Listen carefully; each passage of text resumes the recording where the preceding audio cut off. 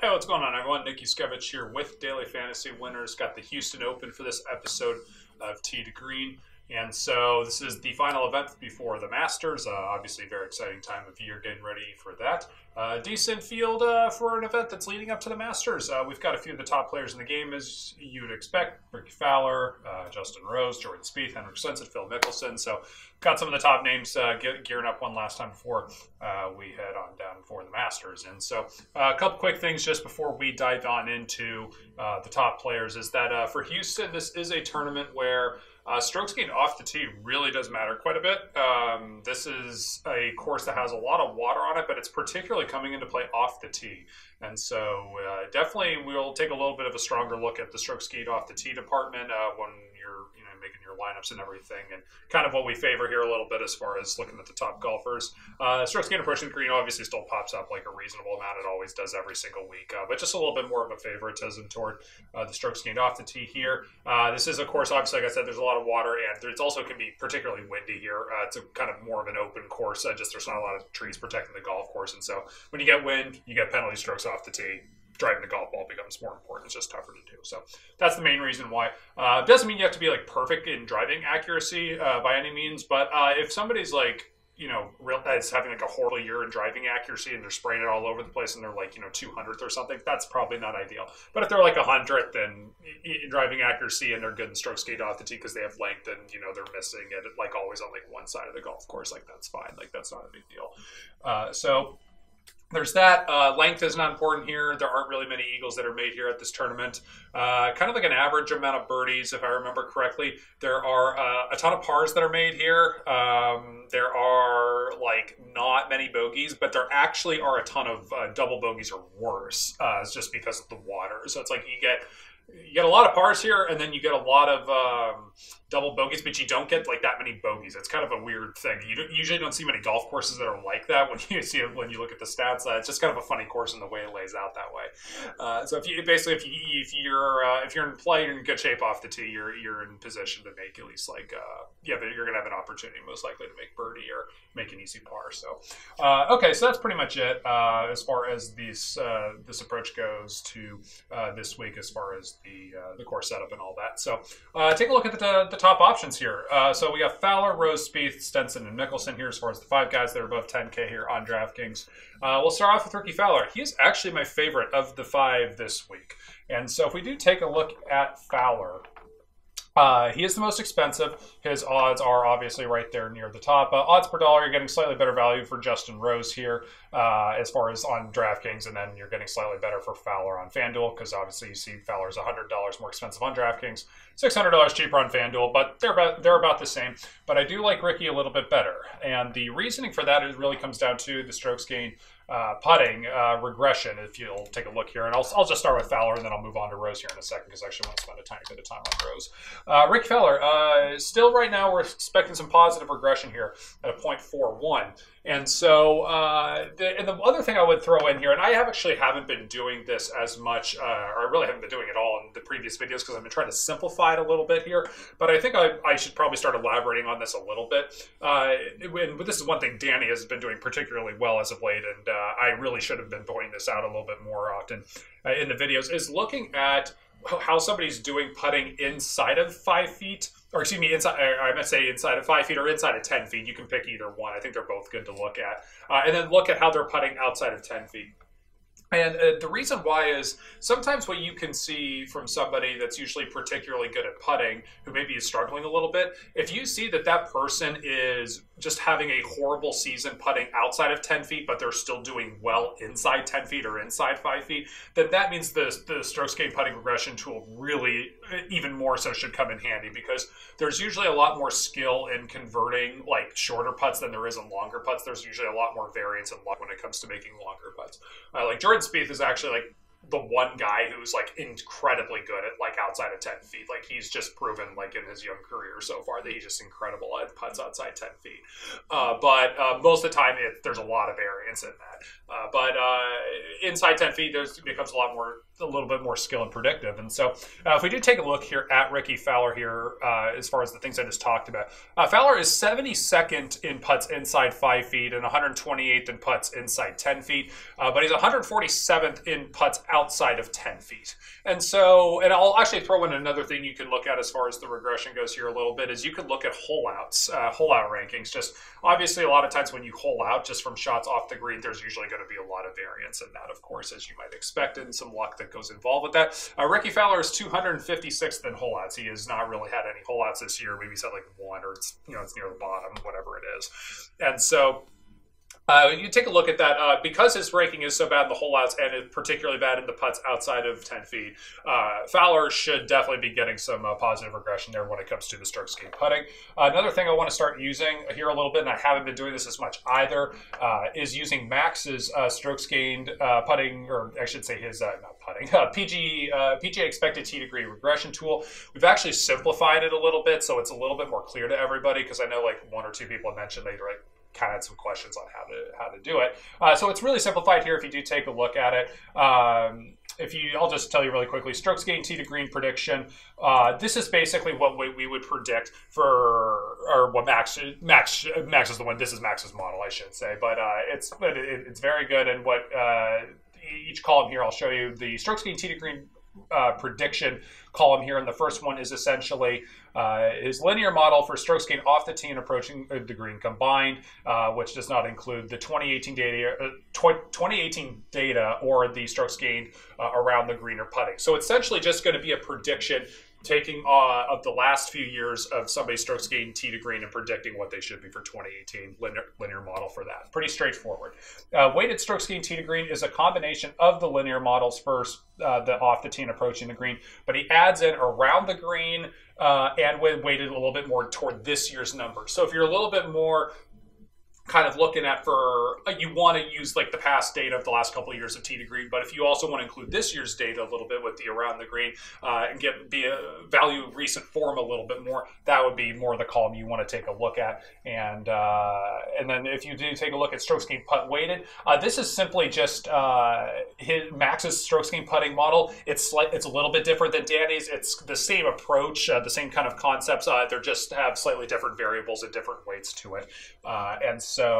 And Max has a slight weight toward the 2018 number. So this is just Max's Max's putting regression tool model. And then weighted strokes gained total is the weighted strokes gained tee to green with the strokes gained putting weighted together. So if there's such a thing that we have at our website that's kind of like a quote, I don't even want to use the term power ranking, but if we have like a ranking system that ranks all the golfers of how good we think they should be, this is what you should be looking at, weighted strokes gained total right here. And so because it combines, like I said, the weighted strokes gained tee to green and the weighted strokes gained putting. So this is what we would expect as far as the system would go. So so you can check that out, and it's a little bit more simplified and everything like that if you weren't using it or understanding it before. But I bring this up now, obviously, all the way around here to Rickie Fowler, and I wanted to bring it from the standpoint of strokes gained putt weighted for Rickie Fowler. And as you can see, Fowler is a .315, and we do expect Rickie Fowler to be obviously one of the best putters on the PGA Tour. And so obviously, which we know that the different things I showed you with Fowler's putting says he should be doing better in that department. And so Fowler, as far as the strokes gained though, off the tee, he's 56. It's not the best ranking for him, but 56 is still perfectly fine. It's pretty good. 11th in approaching the green, obviously very good for Rickie, and then 79th in around the green, and that's whatever, that's average, I guess. So anyways, but I do like the regression here coming for Rickie, and just because he is the most expensive might dilute his ownership a little bit, which could potentially help as well. So let's move on to Justin Rose. Now, if I pull up Danny's model for putting regression with Justin Rose, you will see that Justin Rose is a minus 0.96. That is obviously, he's expected to regress negatively pretty darn good here. And if I do take a look at Justin Rose right now, he is ranked 179th in putting this year inside 5 feet, and he is 17th in putts outside of 10 feet. So that tells me Justin Rose is running pretty darn hot right now with some of his long distance putting this year. And Justin Rose has usually been a guy, as you can see, looking at Danny's model here, he has been about an average putter on the PGA Tour here. And we obviously have plenty of data for Justin Rose to look at here to give us a pretty darn good sample size here. And so Justin Rose, obviously a very good player, tee to green. He's actually...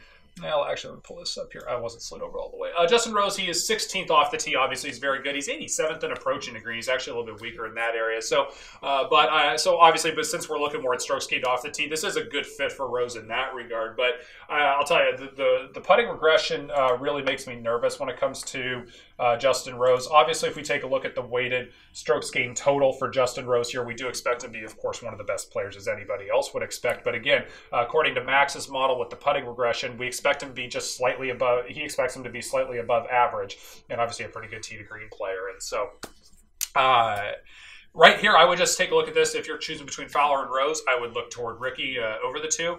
And so, I would also point out as well, if you take the prices are out for the Masters, obviously, and we're going to spend a lot of time on the Masters, obviously, coming up here in just a handful of days. And I'll probably break that into 2 parts, hopefully, and dive into a lot more than what I've been doing here for each week so far this season. But the one thing I will say, though, if you do take a look at the prices for the Masters, and you're just kind of figuring out, maybe you just kind of want to experiment a little bit as far as like, oh, who's going to be highly owned and who's going to be, the popular choices and all that.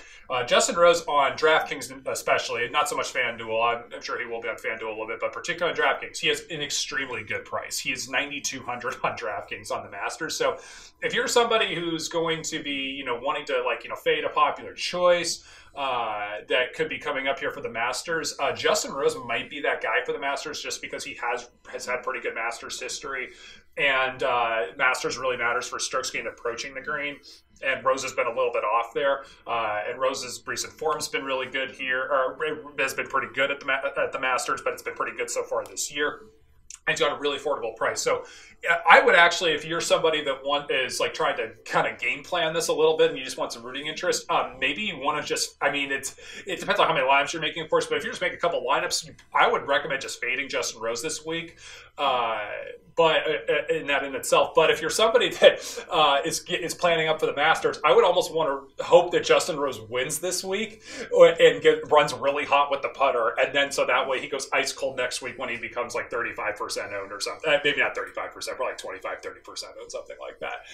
And then you fade him there, and then it pays off with Rose just running ice cold with the putter. That would be kind of like the game plan thing you maybe are rooting for if you're playing this out with Rose. But as far as this week's go is concerned, though, I would say Fowler is a better choice than Rose. If you're making a ton of GPP lineups, of course, you could throw Rose in there. He's one of the best players on tour. So hopefully that all made sense. Let's move on to Jordan Spieth here, down 11,100. So Spieth, obviously, it's the same story every single week. Everything is great statistically for him except the putting.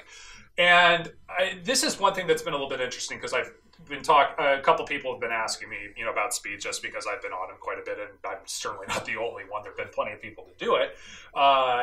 Just that Spieth looks like he's not, coming close to making some of these putts. And he looks incredibly unconfident, and you're listening to the announcers saying it's like, oh, it's in his head type of thing. And it's one of those things where I would say there can be some truth here to both sides, because on one hand, I say, when you're watching golf, obviously, you're always seeing the star players. You're always getting to see Tiger Woods, especially right now because he's back and everything. But we're always watching Dustin Johnson, Jordan Spieth, Rickie Fowler, Rory McIlroy, all those guys. We're watching the top players a lot of the time. They're always going to show the stars. Even on PGA Tour Live, you're often seeing the star players. And so it's one of those things where you can be really like a prisoner of eye test, or prisoner of the moment, because you're only seeing the star players and your eyes can kind of play tricks on you. And the announcers in all sports, and it happens in golf, that they'll play it's like a narrative card as opposed to what's statistically true or what's actually going to, be playing out realistically. But I will say this, there can be some truth here with Spieth as far as there is some stuff going on with his putting that's making him particularly struggle. And what I mean by that is, if you look at Spieth right now, yes, he is running bad in putts outside of 10 feet at 162nd, where he is usually actually, he's like the one guy who's usually pretty good in that department. And yes, he's 224th in hole outs, so he's running bad in that department as well. But he is 185th in putting inside 5 feet and inside 10 feet. And I will admit, I have certainly watched Spieth a handful of times, even during the match play, that Spieth had seemed like on those short putts, it was like he wasn't even close to making some of these, and he starts walking toward the hole as soon as the putter makes contact with it. And so I would say there is some truth here to both sides, just that Spieth is due definitely for some positive regression here. Regardless if it's in his head or not. But I do think there is some possibility here that Spieth is struggling just with the putter, and he is trying to figure some things out. I know he had mentioned there was like an alignment issue early on with him, which you never want to hear technically with a putter. And so, or with a golfer, and just when it comes to putting and everything. So I would just say this, though. I would continue to play Spieth. The nice thing here is I don't think you're going to have to own him a ton here to, like, feel like you're over-owning the field here. I don't think he's going to get a ton of ownership. He'll get a decent amount because he's Spieth, and, he's still, like, not like the worst price in the world, I guess. But again, it's just because all the other statistics for Spieth are just so good that it's like all it takes right now is for one good day of the putter to wake up, and it's like, and you're kind of golden here. I mean, because everything else is just checking out every single week. He's 8th tee to green, 23rd off the tee, 24th approaching the green, 19th around the green. And it really stinks because, like, if Jordan Spieth's putter was just normal, like it wasn't even like as hot as it's been even sometimes in years past, Spieth would be the #1 player in the, like, on tour right now. Maybe he'd be like, maybe not #1. He'd be like he would definitely be like top 3, like undoubtedly. Like he would be right there with DJ and JT, and he just, I'm sure he'd have like a win or two under his belt at least. So it doesn't take much for it to turn around. So, and it'll be fascinating. We'll talk about Spieth and the Masters coming up, because that's going to be a really fascinating topic, especially considering how he does this week and, his Masters history, obviously. And it's got a reasonable price for Spieth and his Masters history and everything like that, but based upon what's going on with this putter. So anyways, enough on that. So yeah, Spieth, anyways, just to wrap that up, you could play him in cash. I think you can play him in cash and GPP. I think they're both perfectly fine. Probably maybe a little more GPP probably for my liking as opposed to cash, but I think both are fine. Henrik Stenson, somebody we still don't have strokes gained information on, just because he hasn't played enough PGA Tour events. Played pretty well in the European Tour before he came over to the States, where he played the Valspar, missed the cut at the Valspar, and then he finished 4th at the Arnold Palmer Invitational. And then I wanted to pull up something with Henrik, and it was his, it's over here. It was his tournament history here. He did miss the cut here last year, but he has finished 2nd here twice, and he actually has a 3rd place finish as well. And Henrik is usually somebody that is pretty good. That's pretty good, obviously, when it comes to the ball striking, and he's usually good at strokes gained off the tee, even though he's not like a huge bomber per se. He's usually a pretty good driver. The golf ball uses his 3-wood pretty frequently, obviously, as many of you guys know. And so I think Henrik is a fine option here. I probably, again, I don't really ever feel safe playing Henrik, would feel safe playing Henrik Stenson in cash, just personally. A little bit more of a GPP option in my book, especially when I think there's a reasonable 9K range you could dive into a little bit more and be a little bit better off with from a cash format and odds standpoint and everything. So I would just say, yeah, I'd lean a little bit more in the GPP route of Henrik Stenson, but I don't really have many other thoughts than that on him thus far. As far as Phil Mickelson, he is probably the one guy I'm probably the most against coming into this tournament, and I'm only saying that just because of the strokes gained off the tee thing with Phil Mickelson. He is 135th in strokes gained off the tee, and I'm perfectly aware that Phil has played well here at times. He won back here in 2011. He finished 4th here in 2012. He finished top 20. He finished between 12th and 17th, it looks like, between 2013 and 2017. So Phil's always been decent here, or at least good. But he did miss the cut here last year, and Phil's driving is particularly wild right now this year in strokes gained off the tee. And so I just, as far as like the price you're paying for Phil versus who you can get at the 9K range, I just don't think it's worth it. Like, if Phil missed the cut here this week, it really just would not shock me. I mean, it wouldn't, I mean, it may be a little surprising, but it wouldn't shock me. And if you do take a look at Phil, when it comes to the putting, Let's pull this up here, or just the rest of his stats. Phil is third in strokes gained approaching the green, so there is some sustainability here as far as Phil being good. Obviously, just the off the tee stuff is particularly bad. But Phil is second in strokes gained putting, and that's usually something that's, while he is one of the best putters, I'm not sure if that's going to be sustainable. Mickelson right now is fifth in putts over 10 feet. So that gives you an idea that this probably is not completely sustainable for Phil. He is 34th inside 5 feet, 94th inside 10 feet, and then 5th outside of 10 feet. And so that kind of tells you that, yeah, Phil's a good putter inside 5 feet, been a little bit worse between 5 and 10 feet for whatever reason, but he's been really dang hot outside of 10 feet. So yeah, there's definitely some regression coming in the negative side here for Phil when it comes to the putting. If I pull up Danny's tool, you will see Mickelson at a minus 0.720. That makes perfect sense here for what we expect for Phil. Danny expects him at a 0.337. Let's see where Max has him. He should be near the top, I would assume. Yep, at a 0.319. So yeah, they both, obviously. So we're expecting Phil to be a pretty good putter, obviously, on tour. But obviously, for as hot as he's running this year, it's going to regress. So, and that pretty much does it for this video. I don't have a finalized game plan for the Masters as far as like what I'll do for videos. I'm leaning toward doing two parts. The first part just diving into the Masters, you know, the course, the statistics, just in general, as far as like strategy and things like that. And then having a second video where I dive into the players. I will dive into more than just the top players. I don't know if I'll go into every single player, but I'll spend more than just the time on like the top 5 guys and everything like that, because I mean, this is like as wide open as of a Masters I can remember. I really hate saying that because it feels like, you know, you can say that almost any year, but other than Brooks Koepka being injured, everybody's healthy. We have like almost every one of the top players playing healthy or playing well, or at least they're near the top of the leaderboard most weeks. Tiger's back. I mean, it's crazy. Phil just won a WGC, and then Bubba's just won the match play on top of winning Riviera earlier this year. Jason Day's already won this year. Rose and Fowler are guys that are always near the top. Justin Thomas has already won. I mean, it's crazy. So, like, you guys get the picture. So, like, the Masters is going to be, like, it's obviously extremely exciting. And so, it's going to be tough to nitpick that one. But we'll dive into that a decent amount here in the days to come. And so, I'll announce some stuff on Twitter and in the forum as far as that goes. And on the forum, I'll have some other thoughts as far as guys I like and don't like here coming up for Houston as well, of course. So, all right, we're out of here. Thanks for watching. I'm at Rickie Fowler on Twitter. Daily Fantasy Winners is on Twitter at DFantasyWinners. And you can subscribe to our YouTube channel as always, and they're always greatly appreciated. All right, thanks, guys, and good luck.